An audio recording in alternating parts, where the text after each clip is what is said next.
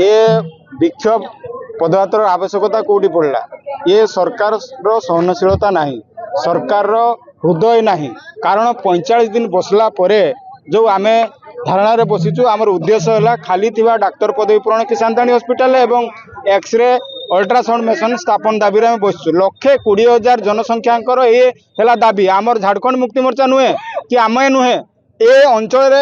बसवास करुवा स्थायी बासिंदा 1,20,000 जनसंख्या दाबी जदि सरकार शुणुना सरकार रही लाभ कौन ये सरकार ये हॉस्पिटल रही लाभ कौन जदि पारुन हाथ टेकी दियो एवं जदि पारुन ताला पकई दियो समस्त कही दियो बारिपदा और बारिपदा न पारे कटक कही दियो एटी आ डाक्तरखाना रख ना कारण एटी कहीं मनीष ना बोली सरकार भावुंट एटी कहीं मनीष सब पशु अच्छा भावुंट कारण एटी 1,20,000 भितर 60,000 माँ मौसी मैंने अच्छा गोटे अल्ट्रासाउंड मेसीन नहीं कि गायनिक डॉक्टर नहांती एटी 21टा डॉक्टर जगह 2 जन डॉक्टर ट्रीटमेंट कर सी भी गायनिक जो पेसेंट जाऊँच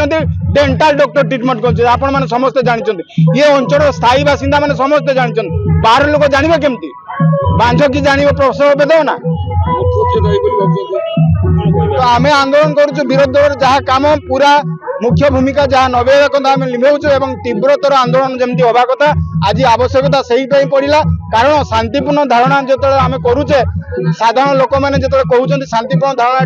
दरकार नहीं कारण ये सरकार है जो मिछ प्रतिश्रुति सरकार देकी आसी स्थानीय विधायक जहाँ देकी आसछन्ति मिछ प्रतिश्रुति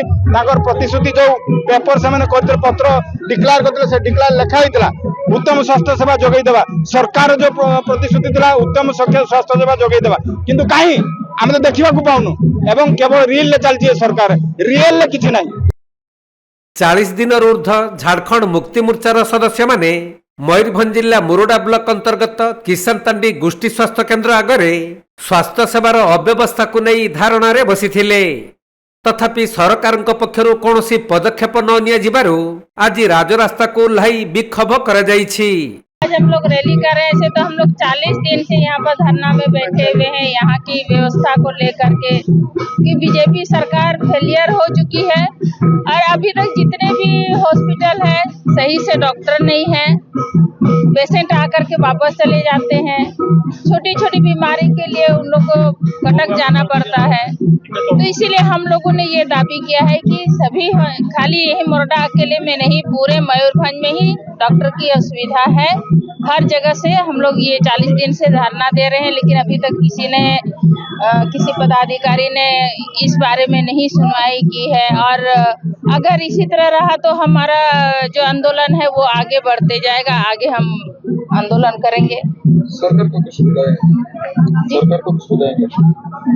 सरकार को यही बोलेंगे कि अपना व्यवस्था को सही कीजिए।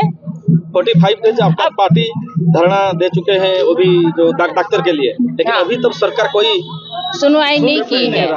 उसके बारे में क्या सरकार की तरफ से किसी तरह का कोई हम लोग को आश्वासन नहीं मिला है। अगर इसी तरह सरकार करेगी तो हम अभी अपना आंदोलन और जारी रखेंगे जब तक हमारी मांगे पूरी नहीं होगी तब तक हम ये आंदोलन जारी रखेंगे। और इसके साथ साथ यहाँ पर ऐसे भी हमारे उड़ीसा में बहु बेटियां भी सुरक्षित नहीं है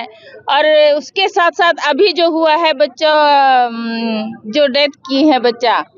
पॉइजन खाना खा करके तो इस तरह सरकार की व्यवस्था है इस पर सरकार को ध्यान देना है और अगर सरकार नहीं ध्यान देती है तो हम उसका जवाब देंगे हम उनसे विरोध करेंगे आंदोलन करेंगे। मयूरभंज जिला मुरुडारू ज्ञानरंजन बेहरा रिपोर्ट कोणार्क लाइव।